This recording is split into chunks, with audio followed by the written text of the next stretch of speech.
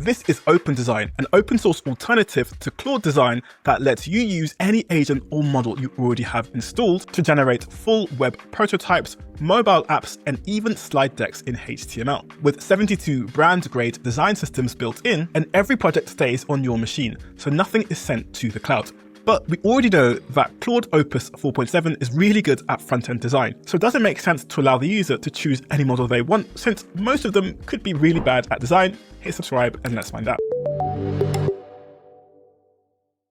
Claude Design from Anthropic was released earlier last month and was an instant hit. It gave people the ability to make really good looking designs using an impressive model. It gave people an alternative to Lovable, V0 and similar tools. But it's a proprietary cloud-only tool locked to a single model and will cost you $20 a month to use it, which basically means it's not for everyone. So 11 days later, Tom and the Nexa team shipped an open source alternative which was really popular. It kind of reminds me of Open Code coming from Claude Code, and now Open Design is coming from Claude Design. What is the next thing Anthropic is going to make that someone is going to put open in front of? But how is this open source tool able to create designs as good as Claude Design? Well, this is because two things are working together. The first is design systems. Open Design contains many of these with full brand specs, typography, spacing, and color tokens inspired from brands like Linear, Stripe, and Spotify. The second is skills. Lots and lots of skills for every output type. So a dashboard skill knows how to lay out charts, and a deck skill knows how to structure slides. There's even an anti-AI checklist baked into every prompt,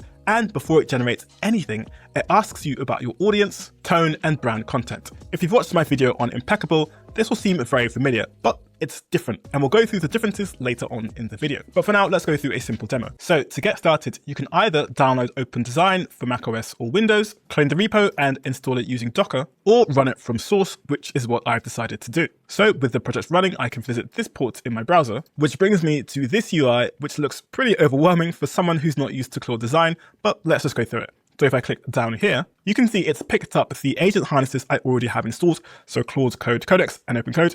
And if I click on Claude Code and scroll down, we can pick the model. So by default, it will pick the one that is chosen in the CLI, but I can pick one here. I can also do the same with Codex, but Codex allows me to change the reasoning effort, which is a nice touch. But I'm going to go with Open Code.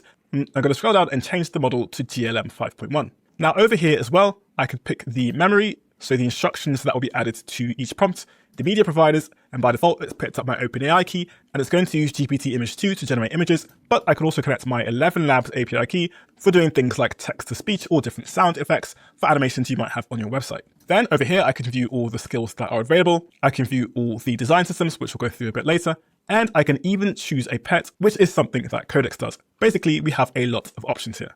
But I'm going to close this and get to designing. So I'm going to give my project a name and then pick a design system. Now, if you have no idea what these design systems are, you can click on the design system tab to view all of them, and there are a lot. But I went through them before recording the video, and I think I like the Miro one, which looks like this and gives details of design tokens, as well as information in the design MD file. Now notice I'm in the prototype tab, but there's also live artifacts for things that you want to update based on changing data, a slide deck to generate HTML-based slides, or to build from a template, so I could click on the templates tab here and pick a template I want. For now, we will just stick with prototype and click on create. Now from here, we get taken to another page where we can give it a prompt. Now I'm going to try something a bit unique here. So right now I have my YouTube channel search app running, and I wanted to create a much better looking version of this. So what I'm going to do is give it this URL and see if GLM is able to search through the tabs and the inputs and use that for its design. So here I've given it a prompt to make me a well-designed, simple website for a product I can use to search YouTube channels. I've also given it the link of the website for it to visit using Agent Browser or whatever tool it feels fit. And that way it can view the inputs and go through all the pages. So let's see what it does. So now it's asked me some questions around the visual tone, brand context, and a few other things, which I'm going to answer. And then we'll continue with the design process. And check this out, it was able to run a curl command to open the site using Chrome, and now it's using Agent Browser to connect to the site. So I didn't open any of this or go to this URL, and it's going through the site in the browser. We can see a few more Agent Browser commands to understand how it works. Okay, so at this point, it's still going. It's not quite done yet, it still has a few things to do, but I like the direction of where things are going. I like the search page that it's made with the advanced filters down here, and I can toggle between video titles and channel name for the search, We've got the search results, which looks very impressive, and it's using data from the actual website, so I'm not sure what it did, if it scraped it and saved it somewhere, but this is actual data, apart from the missing thumbnails. We also have the favorites page, so if I favorite a person over here, this is where they'll go, and I can generate an email to contact them or remove them. And there's also a hidden page over here. So for example, if I pressed X, then a person would end up on this page. And it looks like after around 20 minutes, GLM 5.1 is not the fastest model. Everything is finished. And so here's what it's told me. It's given me all the 5 files it's made. And I think it exported everything into a temporary location. So what I can do now is I could give it another prompt. So if I wanted to add a dark mode, I could do that. But I could also click on Finalize Design Package, which will synthesize everything into a single design MD file. So the transcript, the design system, and any artifacts that were generated. Basically, these 5 pages.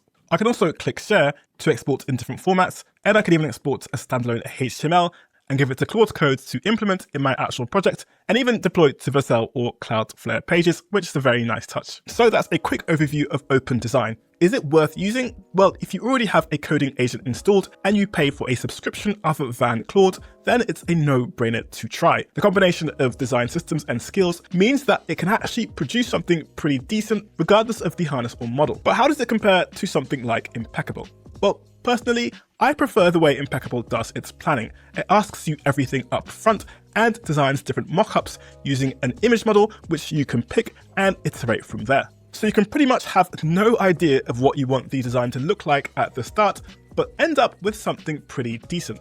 Whereas with Open Design, you kind of have to know a bit about design before going in. I mean, it does ask you what design system you want before you start, and I know the model can generate one, but the fact that it asks you means it's geared towards someone who knows a bit more about design. But I've got to admit, Open Design does have a great UI, giving you the option to see responsive views, export any way you want, add skills, MCP tools, and even pets, which is nice for someone who's used to using the Codex UI or the Claude desktop app. And it did a great job of designing an app using GLM 5.1, which isn't the best model for designing out there. So if I wanted to design something relatively quickly and I had a bit of an idea of the direction I wanted to go in, then I'd definitely try Open Design. But if you don't mind spending a bit of money, Claude Design is pretty good. I mean, look at what it was able to do with the exact same prompt.